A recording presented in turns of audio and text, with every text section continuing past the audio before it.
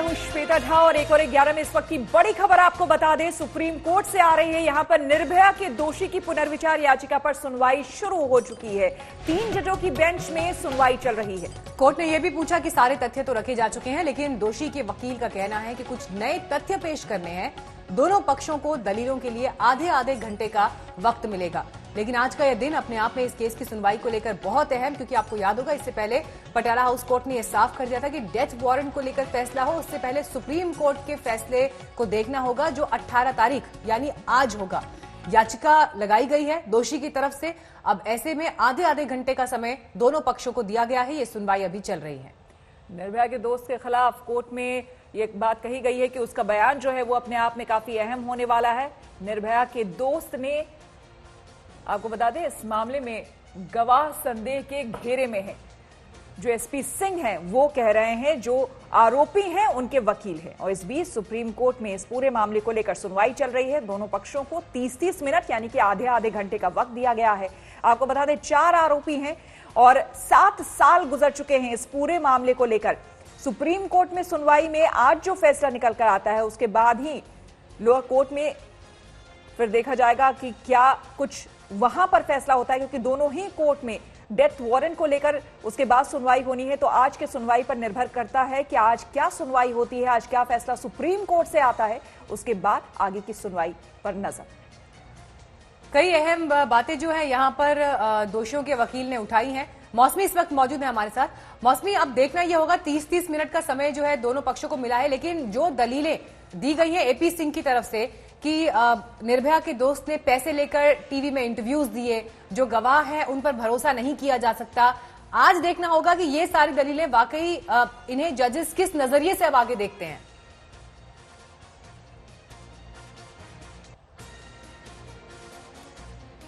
मौसमी, आप सुन पा रही हैं? चलिए, मौसमी से हम फिर संपर्क करने की कोशिश करेंगे, लेकिन हमारे तमाम संवाददाता बने हुए हैं इस पूरी खबर पर। सुप्रीम कोर्ट से हम आपको अपडेट देंगे।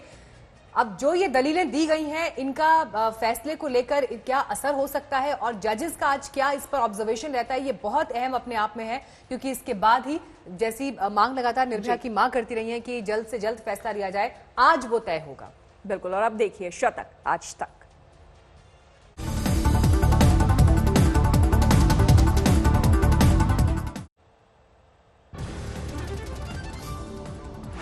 निर्भया केस में दोषी अक्षय की अर्जी पर जस्टिस भानुमति की बेंच सुनवाई शुरू कर रही है।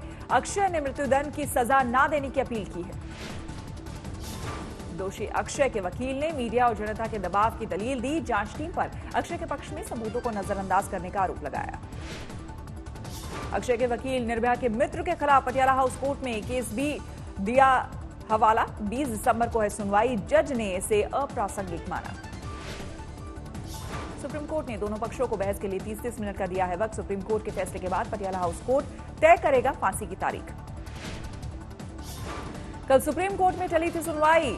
एसए बोबडे ने खुद को बेंच से अलग रखा था। आज 3 जजों की बेंच में जस्टिस भानुमति कर रही हैं अध्यक्षता। जस्टिस अशोक भूषण और जस्टिस बोपन्ना भी बेंच में शामिल। नागरिकता कानून को लेकर दिल्ली के सीलमपुर में कल भड़की हिंसा में 6 आरोपी गिरफ्तार। गिरफ्त में आए लोगों को कई घोषित अपराधी।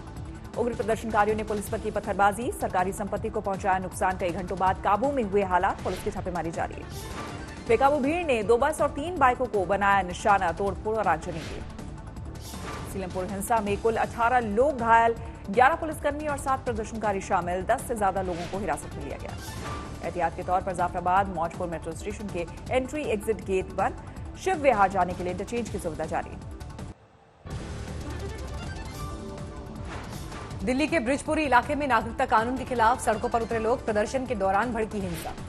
ब्रिजपुरी में बेकाबू भीड़ ने पुलिस पर की पत्थरबाजी। पुलिस ने किया आंसू गैस का इस्तेमाल। कई घंटों की मशक्कत के बाद काबू में हुए हालात। इलाके में भारी सुरक्षा बल तैनात। ब्रिजपुरी में भड़की हिंसा में 2 लोग घायल। 1 आरोपी हिरासत में लिया गया। मंगलवार की हिंसा में पुलिस ने दर्ज की 3 एफआईआर। सीलमपुर हिंसा में 2 और ब्रिजपुरी हिंसा में 1 एफआईआर दर्ज। जामिया हिंसा पर एफआईआर में सामने आया पूर्व विधायक का नाम। पूर्व कांग्रेस विधायक आसिफ खान के खिलाफ एफआईआर दर्ज। आसिफ खान के साथ 6 बाकी आरोपियों का नाम भी एफआईआर में शामिल। छात्र संगठनों से जुड़े हैं आरोपी। जामिया विश्वविद्यालय प्रशासन ने एचआरडी को भेजी रिपोर्ट, उच्च स्तरीय जांच के लिए रिपोर्ट में अपील नहीं। जामिया हिंसा के 10 आरोपियों को 30 दिसंबर तक भेजा गया जेल। गिरफ्तार आरोपियों में कोई भी यूनिवर्सिटी का छात्र नहीं। गृह मंत्रालय के सूत्रों के मुताबिक जामिया हिंसा के दौरान पुलिस ने नहीं की फायरिंग, रिहायशी इलाके से मिला था खाली कारतूस। नागरिकता संशोधन कानून के खिलाफ आज सुप्रीम कोर्ट में सुनवाई। 59 अर्जियों पर सर्वोच्च अदालत करेगी सुनवाई। नागरिकता कानून के मुद्दे पर मंगलवार को राष्ट्रपति से मिले विपक्षी नेता। सोनिया गांधी की अगुवाई में 13 दलों के नेताओं ने की मुलाकात। राष्ट्रपति से मुलाकात के बाद बोली सोनिया गांधी, कहा जनता की आवाज दबा रही मोदी सरकार। Modi government seems to have no compulsion when it comes to shutting down people's voices. विपक्ष ने राष्ट्रपति से की मांग, नागरिकता कानून पर दे दखल, सरकार पर संविधान की मूल भावना से छेड़छाड़ का आरोप। विरोध प्रदर्शन के दौरान ट्रेनों और रेलवे स्टेशन में तोड़फोड़ पर ममता बनर्जी का अजीबोगरीब बयान, बोली ये सब छोटी घटनाएं। रेल राज्य मंत्री सुरेश अंगड़ी का विवादित बयान, कहा सरकारी संपत्ति को नुकसान पहुंचाने वाले को देखते ही मारी जाए गोली। नागरिकता संशोधन कानून और एनआरसी के खिलाफ आज फिर ममता बनर्जी की रैली। मंगलवार को भी कोलकाता में निकाला मार्च। रैलियों को लेकर बंगाल के गवर्नर जगदीप धनखड़ और ममता बनर्जी में छिड़ी जंग। बोले गवर्नर, सीएम का काम दफ्तर में बैठना, ना कि रैलियां करना। नागरिकता संशोधन कानून के खिलाफ आज राष्ट्रपति से मिलेगा बीएसपी का डेलीगेशन। पार्टी अध्यक्ष मायावती करेंगी अगुवाई। जामिया में पुलिस एक्शन का गृह मंत्री अमित शाह ने किया बचाव। एजेंडा आज तक में बोले, प्रदर्शनकारी पथराव करे तो क्या करती पुलिस। अमित शाह का विपक्ष पर बड़ा आरोप, कहा नागरिकता कानून पर अफवाह फैलाने में विपक्ष एकजुट, कानून से नहीं जाएगी किसी की नागरिकता। एनआरसी के मुद्दे पर एजेंडा आज तक में बोले अमित शाह, धर्म के आधार पर नहीं होगा भेदभाव, जो नागरिक नहीं होगा निकाला जाएगा। एजेंडा आज तक में शाह का कांग्रेस पर निशाना, बोले जब राजीव गांधी लाए थे तब सेक्युलर था एनआरसी, अब हम लाए तो सोनिया गांधी कर रही हैं विरोध। कश्मीरी नेताओं की नजरबंदी पर गृह मंत्री का जवाब, कहा कांग्रेस ने शेख अब्दुल्ला को 11 साल जेल में बंद रखा, गुलाम नबी आजाद को कुछ कहने का हक नहीं। माखनलाल पत्रकारिता विश्वविद्यालय के 23 छात्र सस्पेंड, विरोध प्रदर्शन में शामिल होने की वजह से कार्रवाई। जन अधिकार पार्टी के अध्यक्ष पप्पू यादव घर में नजर बंद। 19 दिसंबर को लेफ्ट पार्टियों के साथ नागरिकता संशोधन कानून के खिलाफ किया था बिहार बंद का ऐलान। घर की छत पर ही धरने पर बैठे पप्पू यादव, कहा इससे अच्छा बांग्लादेश चले जाएं, वहां अधिकार तो है। मद्रास यूनिवर्सिटी कैंपस में पुलिस तैनात, नागरिकता संशोधन कानून के खिलाफ प्रदर्शन पर बैठे हैं छात्र। रजिस्ट्रार ने 23 दिसंबर तक यूनिवर्सिटी में किया छुट्टियों का ऐलान, छात्रों का विरोध प्रदर्शन जारी।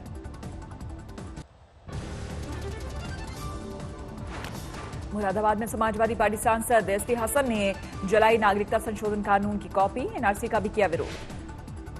दिल्ली के कई इलाकों में पुलिस ने बढ़ाई गश्त, नरेला इलाके में पुलिस की गाड़ियों ने की पेट्रोलिंग। हिंसा की आशंका को देखते हुए गोरखपुर में सतर्क हुआ प्रशासन, कोतवाली इलाके में पुलिस का फ्लैग मार्च। अलीगढ़ में प्रशासन ने अल्पसंख्यक समुदाय के प्रतिनिधियों से की मुलाकात, जिले में शांति सौहार्द बनाए रखने की दिशा में उठाए कदम। यूपी के सहारनपुर में डीएम कमिश्नर ने मदरसा संचालकों के साथ की मीटिंग, नागरिकता संशोधन कानून के बारे में दी जानकारी। गुरुग्राम से दिल्ली गेट के बीच पुलिस ने किया फ्लैग मार्च, लोगों से अफवाहों पर ध्यान न देने की अपील। नागरिकता कानून के खिलाफ डीयू के नॉर्थ कैंपस में एनएसयूआई ने निकाला मशाल जुलूस, कार्यकर्ता ने किया पैदल मार्च। महाराष्ट्र में भी शुरू हुआ विरोध प्रदर्शन का दौर, पुणे में कानून के खिलाफ छात्रों का प्रदर्शन। दिल्ली के इंद्रप्रस्थ यूनिवर्सिटी में भी नागरिकता कानून के खिलाफ प्रदर्शन, सैकड़ों छात्र हुए शामिल। यूपी के कानपुर में प्रशासन ने मुस्लिम बुद्धिजीवियों और मौलानाओं के साथ की बैठक, देश भर में हो रहे विरोध प्रदर्शन को देखते हुए सतर्क हुआ प्रशासन। आजमगढ़ में मंगलवार को विरोध प्रदर्शन के दौरान शरारती तत्वों ने की तोड़फोड़, जिलाधिकारी ने आरोपियों पर सख्त कार्रवाई के दिए आदेश। राजस्थान यूनिवर्सिटी में भी नागरिकता कानून और एनआरसी के खिलाफ प्रदर्शन, सैकड़ों की तादाद में छात्र छात्राएं शामिल। हैदराबाद की उस्मानिया यूनिवर्सिटी में भी शुरू हुआ प्रदर्शन, आर्ट्स कॉलेज की बिल्डिंग के बाहर नारेबाजी। कटिहार में एनआरसी और नागरिकता कानून के समर्थन में सड़कों पर उतरे लोग, हाथों में तिरंगा लेकर सरकार के साथ होने के लगाए नारे।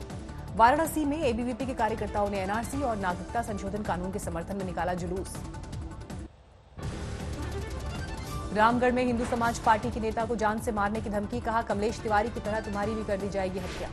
बरेली में विश्व हिंदू परिषद की नेता साध्वी प्राची का विवादित बयान, गांधी परिवार पर की नस्लीय टिप्पणी। राजस्थान के बांसवाड़ा में एक दिन के दौरे पर पहुंचे केंद्रीय जल शक्ति मंत्री गजेंद्र सिंह शेखावत, गहलोत सरकार पर साधा निशाना। बाड़मेर में क्रेडिट कोऑपरेटिव सोसाइटी पीड़ितों का प्रदर्शन, मांगे पूरी न होने पर पंचायत चुनाव के बहिष्कार की धमकी। यूपी गाजीपुर में मंगलवार को भूख हड़ताल पर सड़क पर बैठे किसान, नहर में 1 साल से पानी न आने पर भड़का गुस्सा। नोएडा में तेज रफ्तार कार डिवाइडर से टकराई, ड्राइवर हुआ घायल, कार का इंजन आया बाहर। बरेली में 1 साल तक अश्लील वीडियो बनाकर महिला से गैंगरेप का खुलासा, पुलिस ने 35 लोगों को बनाया आरोपी। औरैया में ज्वेलर्स की दुकान से लाखों की चोरी, सीसीटीवी की मदद से आरोपी की पहचान की कोशिश। उन्नाव रेप और पीड़िता को जलाकर मारने के 5 आरोपी जेल में कैद, सुरक्षा की वजह से हाई सिक्योरिटी सेल में रखा गया। मुजफ्फरपुर में जिंदा जलाई गई लड़की की अस्पताल में मौत, रेप में नाकाम होने पर आरोपियों ने जिंदा जलाया। पीड़िता की मौत के बाद स्थानीय लोगों ने भारी नाराजगी, विरोध प्रदर्शन के साथ रास्ता और रेल रूट बाधित। हरियाणा के झज्जर में बदमाशों ने एक शख्स की गोली मारकर की हत्या, आरोपी फरार। मोतिहारी में सड़क पर बालू गिराने को लेकर जेडीयू एमएलसी और डीएम के बीच तीखी नोकझोंक।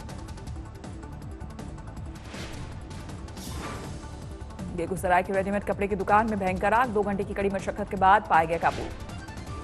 गया के इमामगंज में नागरिकता कानून और एनआरसी के विरोध में निकला जुलूस, सैकड़ों की तादाद में मार्च में शामिल हुए लोग।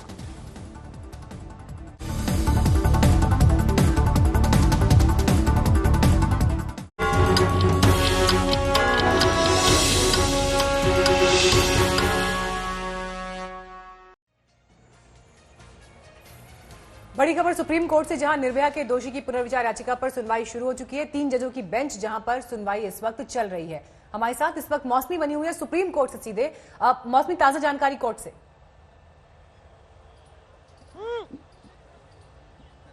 जी बिल्कुल, देखिए जो अभी सुनवाई चल रही है, आधे घंटे का वक्त दोनों पक्षों को दिया गया है अपनी बात रखने के लिए। अभी अक्षय के वकील अपनी दलील दे रहे हैं और लगातार वो मीडिया ट्रायल की बात कर रहे हैं। वो बात कर रहे हैं कैसे दिल्ली सरकार जो है सिर्फ उसकी दिलचस्पी जो निर्भया मामले में दोषी करार हुए हैं उनको डेथ पेनल्टी के एग्जीक्यूशन पर है। और यहाँ पे वो ये भी दुहाई दे रहे हैं कि ये गांधी का देश है और ये जो डेथ पेनल्टी है, जो मौत की सजा सुनाई गई है, वो भारत के कल्चर के खिलाफ है, भारत की सभ्यता के खिलाफ है। इसलिए उन्होंने यहाँ तक कि एक बहुत ही अटपटी आर्ग्यूमेंट दिया है कि किस तरह से प्रदूषण दिल्ली में है और ऐसे में कोई डेथ पेनल्टी की जरूरत ही क्या है। सबसे बड़ी बात यह है कि उन्होंने सवालिया निशान लगाया है कि किस तरह से निर्भया को जो डाइंग डिक्लेरेशन था उसमें स्पष्टता से जो जिन पर आरोप लगाया वो स्पष्ट नहीं है।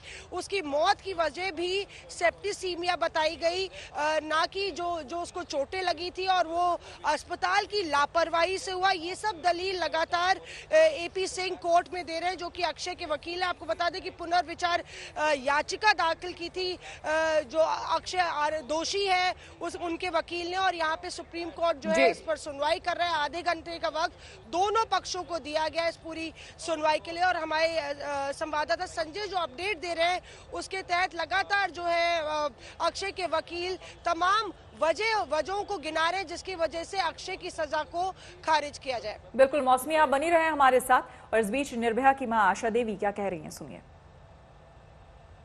आज सुप्रीम कोर्ट में कल किसी वजह से रुक गया था, तो आज सुप्रीम कोर्ट में सुनवाई है। अब मुझे उम्मीद है कि जिस तरह से उसने दलील दी है तो इससे केस से कोई लेना देना नहीं है, तो उसकी रिव्यू खारिज होगी। और आज पटियाला कोर्ट में भी 2 बजे सुनवाई है, वहाँ भी डिसीजन हो जाएगा कि कब इनको फांसी। देखिए, मुझे पूरा उम्मीद है कि आज दोनों कोर्ट में डिसीजन हमारे हक में होगा। आज बहुत अहम दिन है पटियाला कोर्ट में, आज उनका डेथ वारंट जारी हो जाएगा। सीलमपुर का प्रदर्शन तो रुक गया, लेकिन जामिया का प्रदर्शन नहीं रुक रहा है। यूनिवर्सिटी बंद कर दी गई है, लेकिन पुलिस की हिंसा के खिलाफ छात्र छात्राएं डटे रहे। पुलिस ने एक वीडियो जारी करके साबित करने की कोशिश की है कि उसने छात्रों को समझाने बुझाने की कोशिश की, लेकिन इस पर भी विवाद खड़ा हो गया। इस बीच देश के कई विश्वविद्यालयों के छात्र सड़कों पर उतर आए हैं।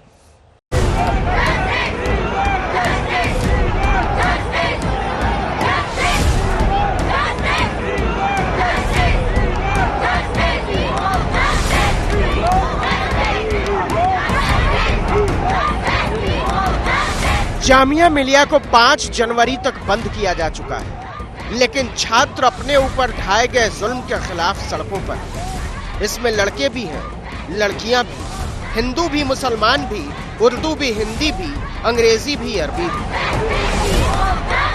मैं बता दूं कि हम यहाँ पर प्रोटेस्ट कर रहे हैं और इस वजह से प्रोटेस्ट कर रहे हैं क्योंकि ये सीएबी और एनआरसी, अब सीएबी नहीं रहा, ये सीएए हो गया है, एक्ट बन चुका है, तो हमें ये नहीं चाहिए। जो कैंपस में जाके गेट तोड़कर और गलत इन्फॉर्मेशन देना कि वो मॉब के साथ है ना, अंदर गए, मॉब यहाँ पे कोई नहीं थे, लेकिन हम लोग पीसफुल प्रोटेस्ट कर रहे थे कि हम लोग को एनआरसी और कैब नहीं चाहिए।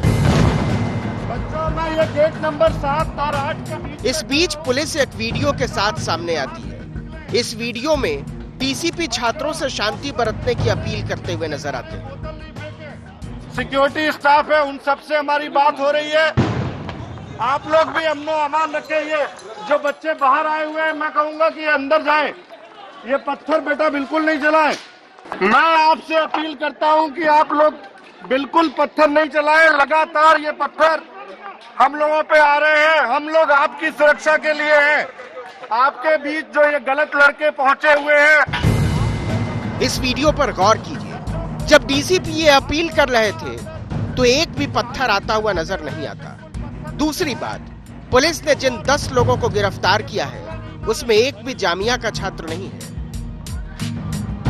इस मामले में 10 लोगों को गिरफ्तार किया गया है, जिनमें से 3 लोगों के प्रीवियस क्रिमिनल बैकग्राउंड है। सर, ये लोग कहाँ के रहने वाले हैं और क्या इनमें स्टूडेंट्स इन्वॉल्व? कोई स्टूडेंट को गिरफ्तार नहीं किया गया है और ये जो गिरफ्तार लोग इसी आसपास के इलाके के रहने वाले हैं। पुलिस की कहानी पर जामिया के छात्रों ने सवाल खड़ा कर दिया। कहा, जब जामिया के छात्र थे ही नहीं तो कैंपस में घुसकर पुलिस ने छात्रों पर हमला क्यों किया? लेकिन इससे जरूरी सवाल लड़कियों ने उठाया है और वो ये कि पुलिस खुद ही कह रही है कि उपद्रवी लाइब्रेरी में घुसे हुए थे। अगर उसकी बात मान भी ली जाए तो वो लड़कियों के हॉस्टल में क्यों घुसे, लड़कियों को क्यों मारा पीटा? ना लड़का देख रहे हैं ना लड़की देख रहे हैं, इतने मतलब जाहिलों की तरह पकड़कर उनको सब पर डंडे मार रहे हो। ये क्या है? क्या है? ये है गवर्नमेंट आपकी कि लड़कियों को इतनी बुरी तरीके से लाइट तोड़ के टेबल्स के नीचे चीख रही है लड़कियां? ये किस तरह का ये नेचर है इन लोग का?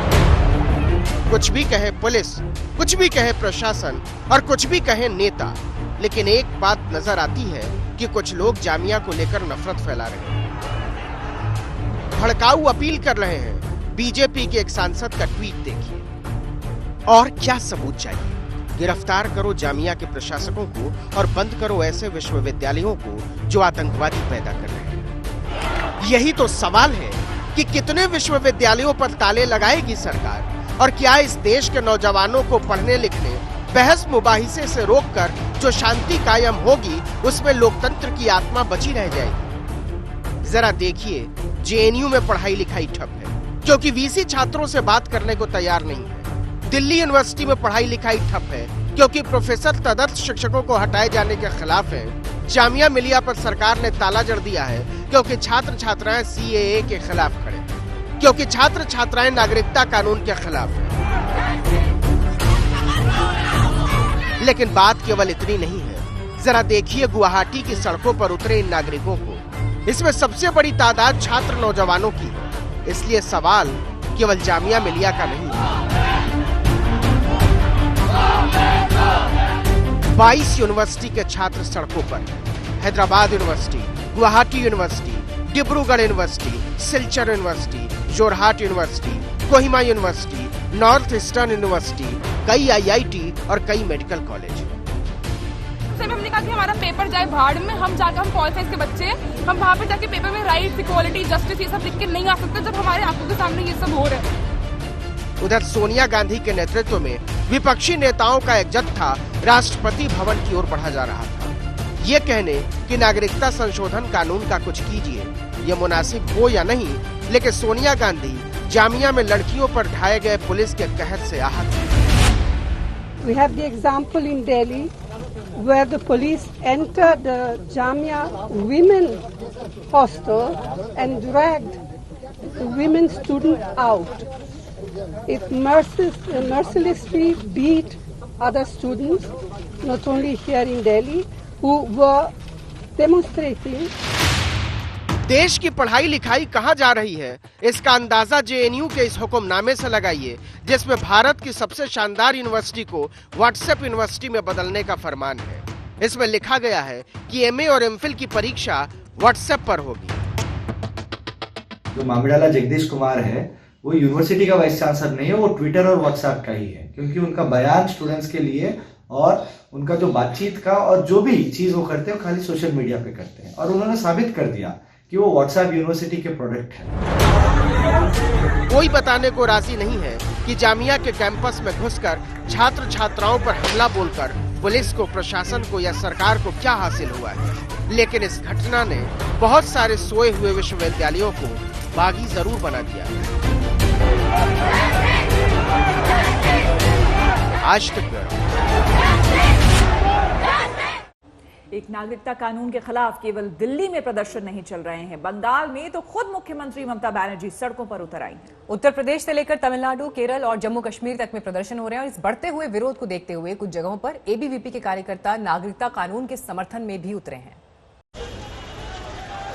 पश्चिम बंगाल की मुख्यमंत्री जब लड़ने उतरती है तो दिल से लड़ती है,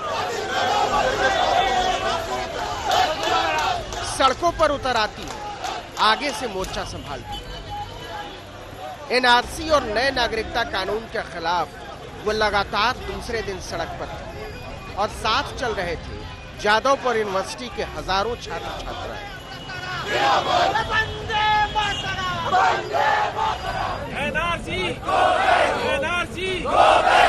जयपुर में राजस्थान यूनिवर्सिटी के शिक्षक और छात्र दोनों एक साथ नागरिकता संशोधन कानून के खिलाफ हल्ला बोल रहे हैं। ये लोग कहते हैं कि इस कानून से देश में दीवार खड़ी हो जाएगी। असल में हो क्या रहा है, इन दोनों ही पक्षों को लेकर के एक अविश्वास की भावना है। तो जो दोनों ही पक्ष अपनी जगह सही लगते हैं। कई बार आपको लगता है कि कुछ बातें उन्होंने अपने पक्ष में, सरकार ने अपने पक्ष में तर्क दिए ही हैं, लेकिन उसको लेकर के कई बार ये लगता है कि कुछ देशों के प्रति या कुछ समुदायों के प्रति उनको बहुत ज्यादा उन पे ही केंद्रित करा जा रहा है सब कुछ। तो वो अविश्वास क्यों है? अगर उसको सुना नहीं जाएगा तो ये देश बट जाएगा। देश बटना नहीं चाहिए। चेन्नई में डीएमके नेता दयानिधि मारन ने मोर्चा संभाला। पार्टी ने पुडुचेरी में भी विरोध प्रदर्शन किया। It is not an inclusive act. It's not reaching out to people. It is actually saying that it's including refugees, but unfortunately the truth is that it is leaving people out. Uttar Pradesh के कई शहरों से बवाल की खबरें आई। लोग नागरिकता कानून के विरोध में अलग अलग तरीके से उतर रहे हैं, लेकिन सबसे बुरी खबर आई अलीगढ़ से। आरोप है कि पुलिस ने निहत्थे छात्रों पर जुल्म ढाया। आंसू गैस के गोले हॉस्टल के कमरे तक पहुंचे और पुलिस ने खुलेआम गाड़ियों में तोड़फोड़ मचाई। तो जो स्टूडेंट्स बाहर थे वो तो 20-25 50 थे, और अगर छोड़ा भी तो जब स्टूडेंट भागने लगे पीछे तो उन्होंने भी गेस्ट हाउस में घुस के मारा स्टूडेंट्स को। 20-30 जो भी स्टूडेंट वहाँ फंसे थे उन पर लाठीचार्ज और ब्रूटली करा। नागरिकता कानून के विरोध को अलग अलग तरीके से रोकने की कोशिश हो रही है। सहारनपुर के डीएम ने देवबंद के मदरसों के मौलवियों की बैठक बुलाई और कहा कि कुछ दिनों के लिए मदरसे बंद कर दिए जाएं तो बेहतर। बड़ी सार्थक पहल रही। मदरसे के सभी मौलानागण यहाँ पर आए थे, उनकी मजलिस, उनका प्रबंध तंत्र यहाँ पर उपस्थित था, और उन सभी लोगों ने ये वायदा किया है और ये हम लोगों को एक प्लेस दी है कि प्रॉमिस किया है कि किसी भी तरीके की कोई समस्या अपने मदरसे में होने नहीं। दिल्ली यूनिवर्सिटी की इन तस्वीरों को देखिए। एक तरफ एबीवीपी है जो नागरिकता कानून के समर्थन में सड़कों पर उतरी, तो दूसरी तरफ उन संगठनों के छात्र हैं जो कहते हैं ये कानून संविधान की आत्मा पर चोट है और हम इसे हरगिज नहीं मानेंगे। अभी भी 2 पत्थर हम पे मारे गए पुलिस के सामने। हमने पत्थर पुलिस को दिखाया, उसके बावजूद उन पे कोई कार्रवाई नहीं की जा रही है। तो आप देखिए कि डीयू यहाँ पे खड़ा है और गुंडे उस तरफ खड़े हैं। मध्य प्रदेश में शिवराज सिंह चौहान के नेतृत्व में बीजेपी के नेताओं का एक जत्था राज्यपाल से मिलने पहुंचा था, क्योंकि मुख्यमंत्री कमलनाथ ने कह दिया है कि वो इस कानून को लागू करने को लेकर कोई बहुत जल्दबाजी में नहीं है। केरल के त्रिवेंद्रम में, कोट्टयम में, इडुक्की में, तमिलनाडु के तिरुवरूर में, चेन्नई में सैकड़ों लोग सड़कों पर उतरे, क्योंकि जामिया की तरह ही तिरुवरूर केंद्रीय विश्वविद्यालय ने भी छात्रों को 24 घंटे के भीतर हॉस्टल खाली करने को कह दिया। किसी एक मुद्दे पर प्रदर्शनों का इतना बड़ा दायरा हाल के वर्षों में नहीं देखा गया। नए नागरिकता कानून के विरोध ने राज्य, भाषा और धर्मों की सीमा तोड़ दी। केंद्र सरकार अभी भी अड़ी हुई है कि इस विरोध में कोई दम नहीं। जिनकी राजनीतिक कैपिटल फियर है, डर, और डर के आधार पर जिनको राजनीति करनी है वोट बैंक पॉलिटिक्स की, वो पार्टियां जानबूझकर माइनॉरिटी के मन में डर पैदा करती है, फियर पैदा करती है, असुरक्षा पैदा करती है और उनको भड़काने का काम करती है। मुझे लगता है नेशनल इशू का इस प्रकार से पॉलिटिकलाइजेशन करना उचित नहीं है। हम लोग उन सब लोगों को समझाने की कोशिश कर रहे हैं, हम उनको समझाएंगे और मेरा विश्वास है कि शांति प्रस्थापित होगी। सवाल सच का या झूठ का नहीं है, सवाल है विमर्श का। नए नागरिकता कानून के विरोध में जो भी आवाजें उठाई जा रही हैं, लोकतंत्र की प्रणाली में उन्हें कोई सुनने वाला है या नहीं। इन आवाजों में सबसे बुलंद आवाज विश्वविद्यालयों से उठ रही है। आज तक ब्यूरो।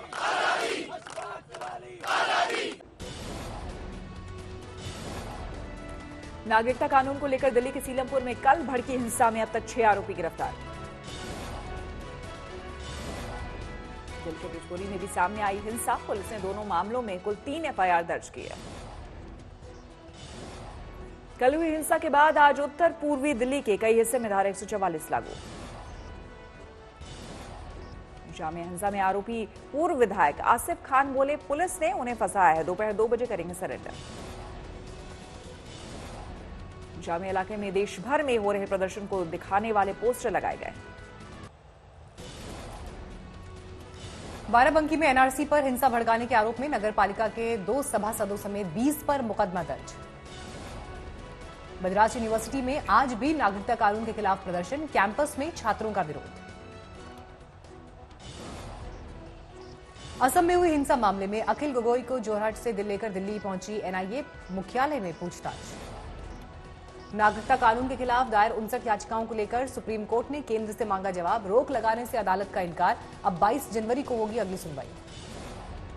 बिजनौर के कोर्ट रूम में गोलीबारी मामले में चौकी प्रभारी समेत 18 पुलिसकर्मी सस्पेंड। कल फायरिंग में 1 की मौत। ससाराम में गैंगरेप में नाकाम रहने पर लड़की को मंचलों ने मारी गोली। गंभीर हालत में पटना रेफर किया गया।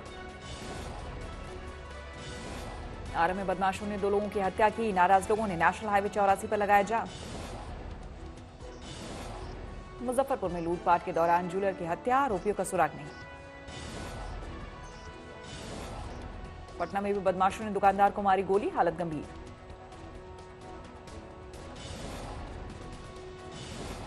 अलवर में फर्जी कर्नल बनकर नौकरी देने के नाम पर ठगी, आरोपी गिरफ्तार।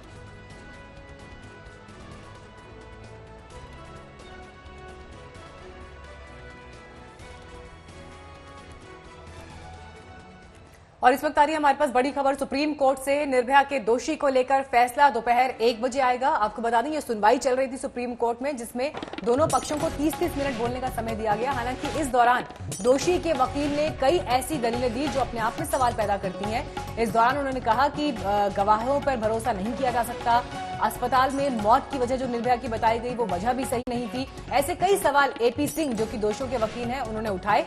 लेकिन अब फैसला इस पर दोपहर 1 बजे आएगा। आनंद पटेल इस वक्त मौजूद है और जानकारी के साथ। आनंद, डिटेल्स। यस आनंद, क्या हुआ कोर्ट में? देखिए, बहुत अहम फैसला है आज सुप्रीम कोर्ट में, क्योंकि इस फैसले का असर जो है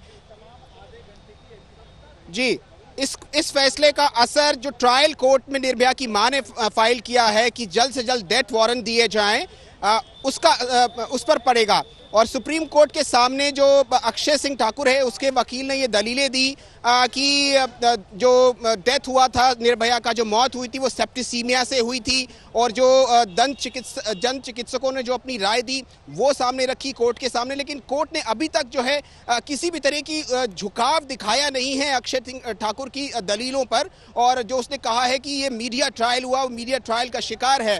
अब फैसला जो है 1 बजे बजे के आसपास आएगा। बहुत अहम होगा ये देखना कि सुप्रीम कोर्ट क्या इसमें अपना फैसला देती है और सीधा असर ट्रायल कोर्ट पे पड़ेगा, जहां पे याचिका पेंडिंग है निर्भया की मां की। और आपको बता दें कि जिस तरीके से ये पूरा जो डेथ वारंट था वो फास्ट ट्रैक हुआ है, दिल्ली सरकार, तिहाड़ से दिल्ली सरकार के बाद MHA और उसके बाद राष्ट्रपति के पास गया है। तो कहीं ना कहीं ये जो सारी कड़ियां हैं ये जुड़ करके इस केस को एक अंतिम पड़ाव तक पहुंचाएंगी। तो बहुत अहम होगा, 1 बजे तक का इंतजार करना पड़ेगा हमें।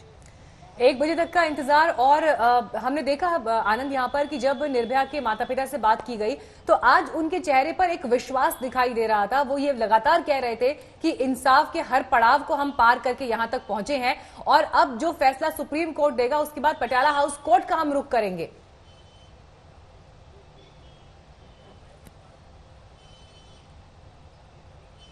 बिल्कुल, देखिए 7 साल का इंतजार उनको करना पड़ा है और उसके बाद आपने देखा था जब हैदराबाद का केस हुआ किस तरीके से निर्भया की मां ने तमाम ये अथॉरिटीज को गुहार लगाई कि ये केस अभी तक पेंडिंग है। अभी तक जो कॉन्विक्ट्स हैं जिनको सजा मिल चुकी है, सुप्रीम कोर्ट से सजा मिल चुकी है, उनको फांसी की सजा नहीं हो पाई है, उनसे सजाए मौत नहीं मिल पाई है। और यही वजह है कि तमाम जो बाकी आरोपी हैं उन्हें भी बल मिलता है। तो ये जो उनकी दलील थी पटियाला हाउस कोर्ट के सामने रखी गई, लेकिन उसमें अड़चन आ गई जब अक्षय सिंह ठाकुर ने सुप्रीम कोर्ट में अपनी पिटीशन मूव कर दी, ये कहते हुए कि वो मीडिया ट्रायल के विक्टिम हैं, सुनियोजित तरीके से उन्हें इस अंजाम तक पहुंचाया जा रहा है। इसके पीछे सियासी साजिश है जो AP सिंह दलीलें दे रहे थे सुप्रीम कोर्ट में, लेकिन उनकी दलीलों पर सुप्रीम कोर्ट ने किसी भी तरह की अभी तक जो नरमी है वो नहीं दिखाई है। 1 बजे तक के लिए अपना फैसला मुलतवी किया है। बहुत अहम होगा ये देखना कि सुप्रीम कोर्ट क्या व्यवस्था देती है, क्या रूलिंग देती हैं और इसका सीधा असर पटियाला हाउस कोर्ट में जो केस है निर्भया की मां का उस पर पड़ेगा।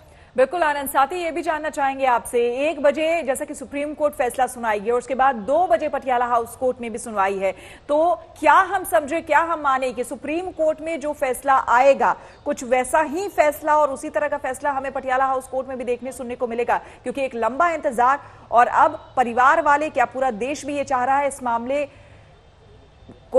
मामले का अब अंत हो और जो दोषी हैं उन्हें सजा मिले?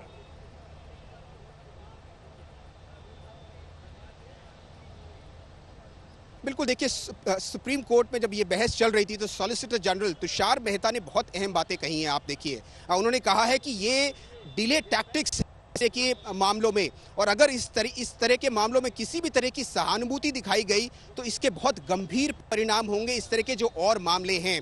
और जो इस तरह के आरोपी हैं, जिस तरह की सजा याफ्ता हैं, उनको और बल मिलेगा अपने मामलों को कानूनी दांव पेच में उलझाने का। तो बहुत साफ तरीके से जो सॉलिसिटर जनरल हैं उन्होंने अपनी बात रखी है सुप्रीम कोर्ट के सामने। उन्होंने कहा कि किसी भी तरह की सहानुभूति, किसी तरह की नरमी रहमी सुप्रीम कोर्ट को नहीं दिखानी चाहिए। और सुप्रीम कोर्ट ने भी जब दलीलें पेश कर रहे थे AP सिंह जो वकील हैं अक्षय ठाकुर के, तो उस वक्त भी सुप्रीम कोर्ट बार बार ये कह रहा था कि ये आप डेथ वारंट क्यों पढ़ रहे हैं इस वक्त, ये दलीलें आप क्यों दे रहे हैं कि सेप्टिसीमिया से मौत हुई है इस वक्त जब ये मामला तय किया जा चुका है, ये मामला एक फाइनलिटी तक पहुंच चुका है। जी आनंद, आपके पास हम लौट रहे हैं। इस बीच हमारे साथ संजय शर्मा भी मौजूद हैं सुप्रीम कोर्ट से। संजय, मैं आपसे ये समझना चाहूंगी कि अभी ये समय आ गया है कि 1 बजे फैसला आएगा, लेकिन जो पूरी सुनवाई के दौरान आप मौजूद रहे, सबसे अहम दलीलें फैसले को लेकर कौन सी रहेंगी?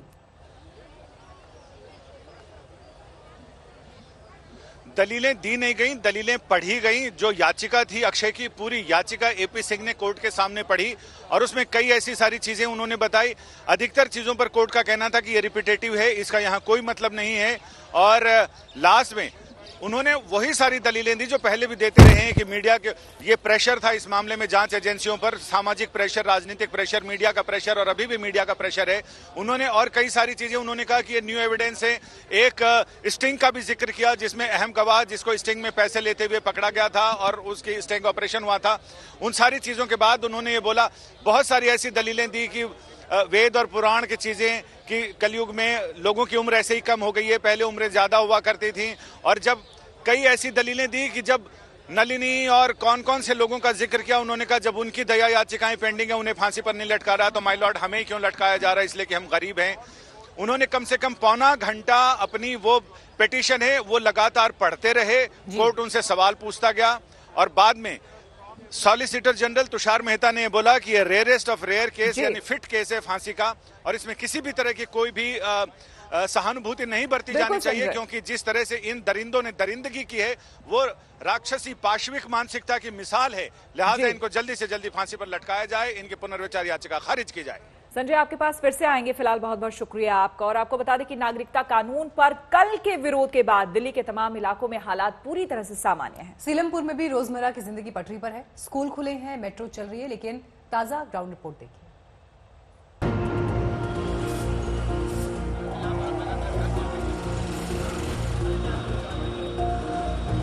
सीलमपुर में खामोशी है।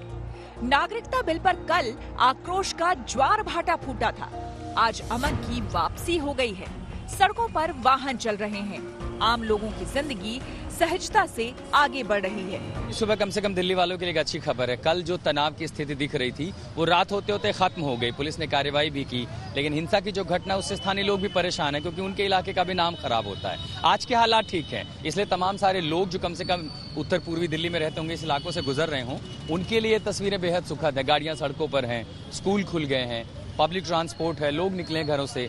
और सबसे बड़ी बात यह है कि हाँ, जो पुलिस है उसका गश्त लगातार जारी है इन इलाकों में। हमने देखी कई सारी गाड़ियां आसपास जाते हुए, लेकिन मैं जहां पर खड़ा हूं वो दरअसल हिंसा का केंद्र था। ये जो जगह पीछे आप देख पा रहे हैं, ये पुलिस बूथ था। हिंसा का शिकार हुआ, तमाम सारी तोड़फोड़ यहाँ पर हुई, लेकिन आज सुबह स्थानीय लोगों को ही मैंने देखा, लोग निकल के आए और यहाँ पर साफ सफाई कर रहे थे। कल की घटना से इस इलाके के लोगों ने सबक लिया। लोगों को एहसास है कि विरोध करना गलत नहीं, लेकिन अमन कायम रखना चाहिए। इलाके के लोग आज खुद आगे आए और माहौल को पटरी पर लाने में लगे। कुछ लोग यहाँ के थे जो वो पत्थर नहीं बरसा रहे थे। जो लोग पत्थर बरसा रहे थे वो बाहर के थे। हम उन्हें जानते नहीं, उन्हें पहचानते नहीं। सर, जो कल जो हुआ उसकी पूरा जाफराबादी नहीं बल्कि पूरा नॉर्थ ईस्ट उसकी निंदा करता है। ऐसा नहीं होना चाहिए था, लेकिन जो कल पथराव हुआ वो जो है सीलमपुर वालों ने नहीं किया है।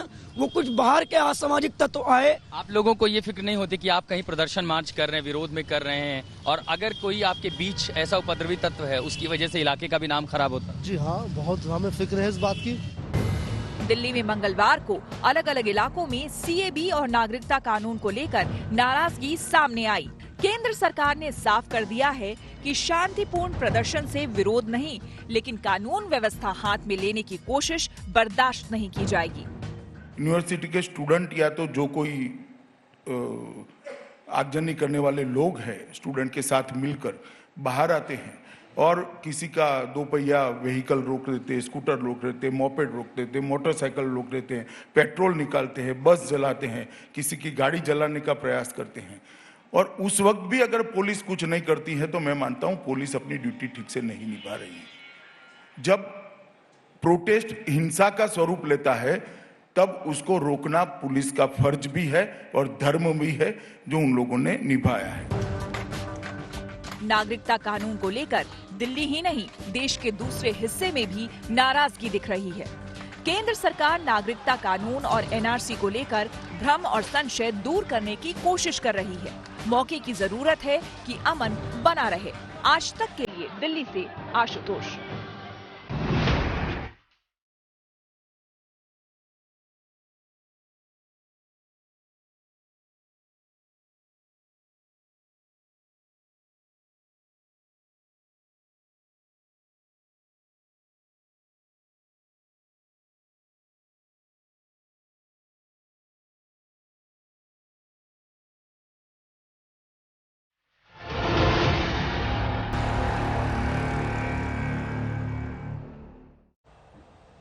हिमाचल प्रदेश और जम्मू कश्मीर भी जैसे बर्फिस्तान बन गया है। हिमाचल प्रदेश के 6 जिले बर्फ से पटे हुए हैं। जनजीवन अस्त व्यस्त हो गया है। कश्मीर में भी लोगों को कुल्फी लोगों की जम रही है। पारा माइनस में पहुंच गया है। श्रीनगर से लेकर डोडा तक बर्फकाल का आतंक है।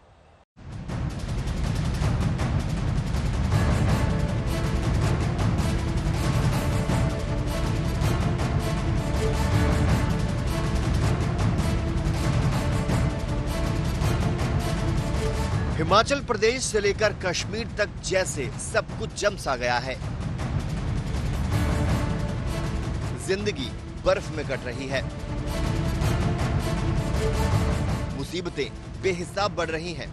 चारों तरफ सफेद ही सफेद नजर आ रहा है।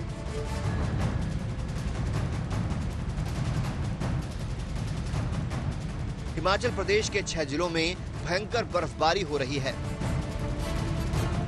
तो राज्य में 3 नेशनल हाईवे समेत 154 सड़कों पर आवाजाही पूरी तरह से बंद हो चुकी है, जबकि तापमान में 8 से 10 डिग्री तक गिरावट दर्ज की गई है।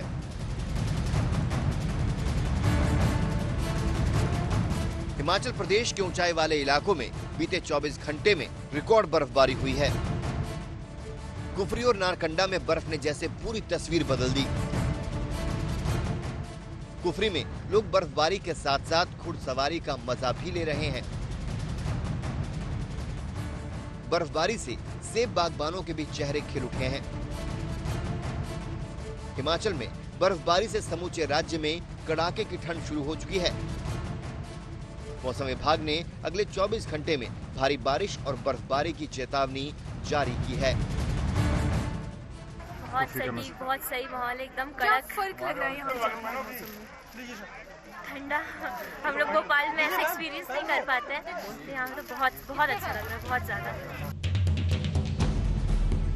नारकंडा की इन तस्वीरों को देखिए, ऐसा लग रहा है कि जैसे बर्फ की दुनिया में आ गए हैं। सब कुछ बर्फ की आगोश में समा चुका है।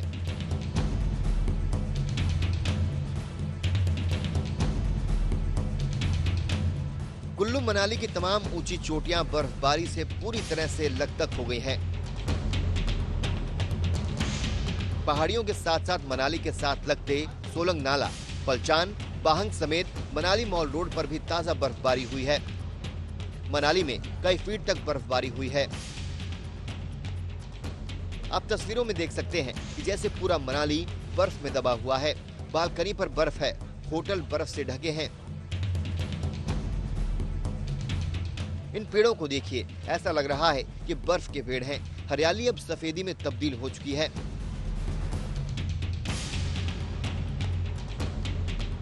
लाहौल स्पीति में बर्फबारी होने से जिले के अंदरूनी रास्ते बंद हो चुके हैं।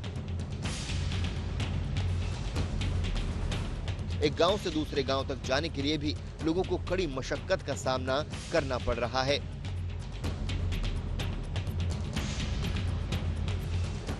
और अब आपको जम्मू कश्मीर के श्रीनगर का नजारा दिखाते हैं। यहाँ भी भयंकर बर्फबारी हो रही है। आप देख सकते हैं कैसे आसमान से बर्फ झड़ रही है।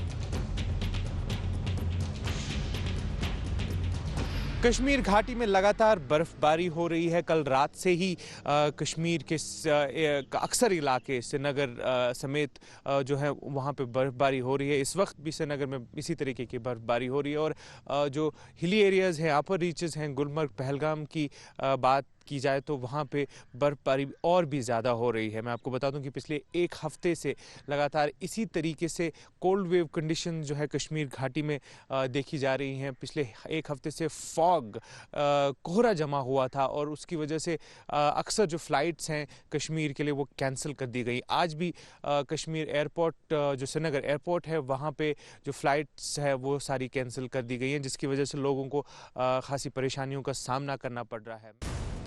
बर्फबारी के चलते श्रीनगर की सड़कों पर सन्नाटा पसरा है। यहाँ लोगों को भयंकर परेशानियों का सामना करना पड़ रहा है। ट्रांसपोर्ट नहीं है, दुकानें बंद है ऑलरेडी हड़ताल की वजह से। घर पे कुछ अवेलेबल भी नहीं है, ठंड से मर गए।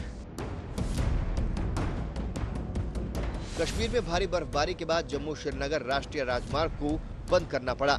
लगातार हो रही बर्फबारी की वजह से मार्ग को साफ करने में भी दिक्कत पेश आ रही है।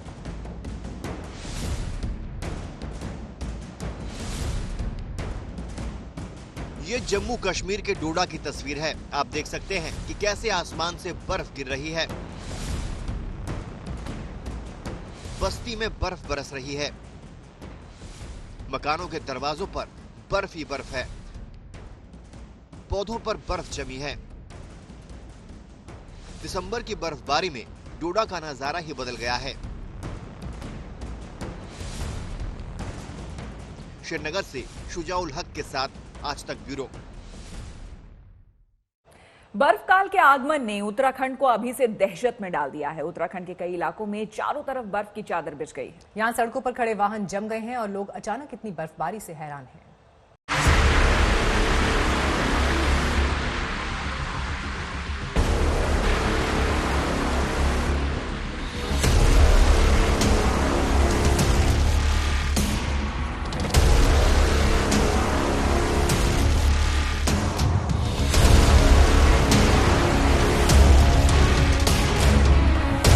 पहाड़ों पर बर्फ है, मकानों पर बर्फ है, वाहनों पर बर्फ है,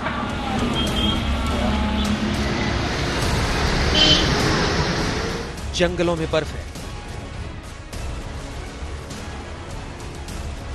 रिहायशी इलाकों में बर्फ है,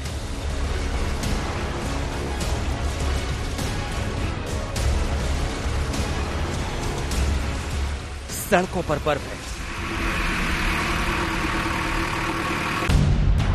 पेड़ों पर बर्फ है,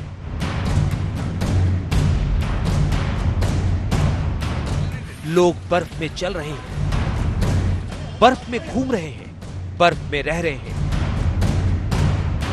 इन तस्वीरों को देखकर ही कपकपी छूट रही है। ऐसा लग रहा है कि अचानक हिमयुग आ गया है। कश्मीर से लेकर हिमाचल प्रदेश और उत्तराखंड में भयंकर बर्फबारी हो रही है, तो वहीं समूचे उत्तर भारत में शीतलहर हड्डियों में पार हो रही है। मौसम ने बारिश, बर्फ और ओलों का ऐसा संगम बनाया है, आगे सर्दी सितमगर बनती हुई नजर आ रही है। आज हम आपको दिखाएंगे कि कैसे पूरे उत्तर भारत में मौसम कहर ढा रहा है। जो लोग अब तक चौड़े होकर घूम रहे थे, अब वो सिकुड़ सिकुड़ कर चल रहे हैं। पहाड़ों पर बर्फ के गोले बरस रहे हैं और इंसानों पर जोरदार प्रहार कर रहे हैं। सबसे पहले आपको उत्तराखंड लिए चलते हैं। सावन के अंधों को भले ही हरा नजर आए, लेकिन उत्तराखंड में लोग कह सकते हैं कि उन्हें तो सफेद ही सफेद नजर आ रहा है। जिधर देखो बर्फ की मोटी चादर है। टिहरी की ये तस्वीर देखिए, ऐसा लग रहा है जैसे हिमयुग आ गया है। इस कार को देखिए, पूरी तरह से बर्फ में दबी है। इस बाइक को देखिए, बर्फ की मोटी परत इस पर जम गई है। रास्तों पर भयंकर बर्फ है, जबरदस्त स्नोफॉल हो रहा है। ये उत्तराखंड के चंपावत की तस्वीरें हैं। देखिए कैसे आसमान से जैसे बर्फ झड़ रही है। इलाके सुनसान पड़े हैं, सिर्फ बर्फ ही बर्फ बरसती हुई दिखाई पड़ रही है। स्नोफॉल की ये तस्वीरें वाकई अद्भुत है। पहाड़ों की रानी मसूरी में मौसम ऐसा बदला है कि चारों तरफ बर्फ ही बर्फ है। बर्फ की खबर लगते ही बड़ी संख्या में सैलानी मसूरी पहुंच गए हैं। आप देख सकते हैं किस तरह सैलानी बर्फ के साथ डांस मस्ती कर खुशी मना रहे हैं, एक दूसरे पर बर्फ के गोले फेंक रहे हैं। ये तस्वीर पिथौरागढ़ के दीदी हाट की है। आप देख सकते हैं कि कैसे आसमान से बर्फ गिर रही है और लोग छाता लगाकर भाग रहे हैं। उत्तराखंड के पिथौरागढ़ में हर तरफ बर्फ का ही नजारा है। सभी ऊंची चोटियों पर जमकर बर्फबारी हो रही है। एक तरफ बर्फबारी से पर्यटकों की तादाद बढ़ गई है, तो वहीं स्थानीय लोगों की मुसीबतें बढ़ गई हैं। मैं इधर में आके बहुत एंजॉय कर रही हूँ। हम सब मिलके इतना बर्फ मिलेगा कभी सोचा नहीं था। इतना अच्छा मौसम है, इतना स्नोफॉल है, हमको बहुत अच्छा लग रहा है। कारों पर बर्फ की मोटी परत जमी है, होटल बर्फ से पटे पड़े हैं। देखने में नजारा जितना दिव्य लगता है, ठंड उतनी ही भयंकर हो गई है। पहाड़ में हो रही बर्फबारी के बाद से चमोली के 25 गांव बर्फ से ढक गए हैं। टूरिस्ट बर्फबारी का मजा लेने के लिए चमोली आ रहे हैं। लगभग 1.5 से 2 फीट के करीब बर्फ है और सुबह से रोपवे और चेयर लिफ्ट में लगातार जो पर्यटकों की संख्या है लगातार बढ़ती जा रही है, यानी कि एक भी ट्रिप हमारी मिस नहीं होती। जोशीमठ हौली, चमोली मंडल ऊखीमठ और घाट रामणी मोटर मार्ग बंद हो गए हैं। जोशीमठ मलारी हाईवे पर भी मलारी से आगे बर्फ जमने से सेना के वाहनों की आवाजाही थम गई है।